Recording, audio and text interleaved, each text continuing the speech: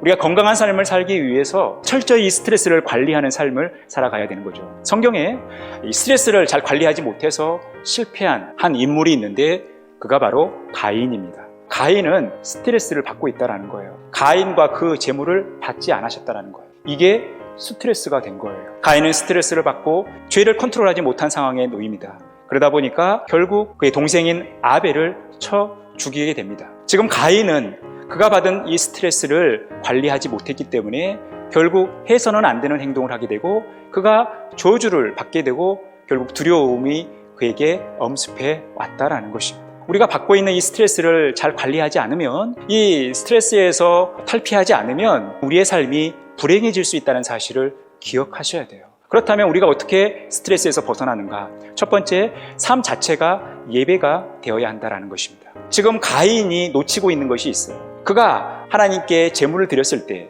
하나님께서 왜 제물을 받지 않으셨을까? 이거에 대한 성찰이 없다는 거예요. 이 성찰이 없다 보니까 이 스트레스의 원인을 잘못 파악하고 있고, 이 원인을 잘못 파악하고 있으니까 엉뚱한 일을 하고 있다는 것입니다. 하나님이 지금 제물을 응시하시고 제물을 지켜보시는 것뿐만 아니라 가인과 아벨을 응시하고 지켜보고 계시다는 거예요. 지금 그들이 제물을 드리고 있지만 하나님은 그 예물보다도 그들의 삶에 더 관심을 가지고 집중하고 계시다는 거예요. 아벨은 그의 처음 것을 하나님께 드림으로 하나님을 경외하는 삶, 하나님을 그의 삶의 가장 우선순위로 두는 삶을 실천한 거예요. 그런데 가인은 그러지 않았다라는 거예요. 삶의 예배가 가인과 아벨의 삶을 갈라놓은 것입니다. 우리가 스트레스를 탈피하기 위해선 우리의 삶 자체가 예배가 되어야 된다는 거예요.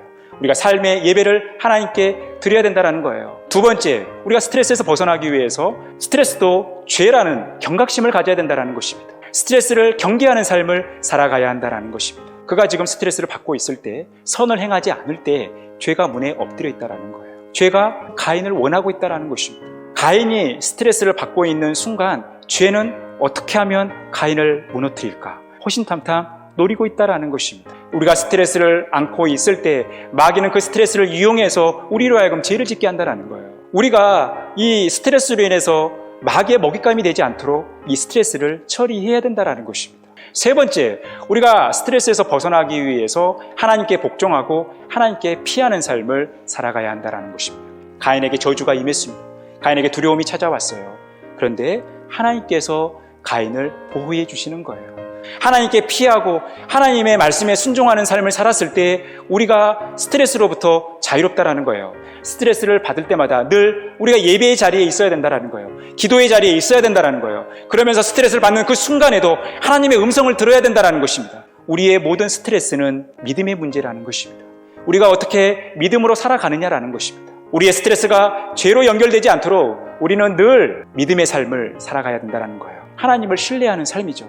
하나님께서 우리를 설득하실 때 설득당하는 삶이에요. 주님께 가까이 나가는 건강한 러닝맨이 되기 위해서 우리에게 필요한 것은 스트레스를 탈피하는 삶입니다. 스트레스에서 벗어나 건강한 러닝맨이 되어 늘 주님께 가까이 나아가는 그런 복된 삶 살아가시기를 간절히 축원합니다.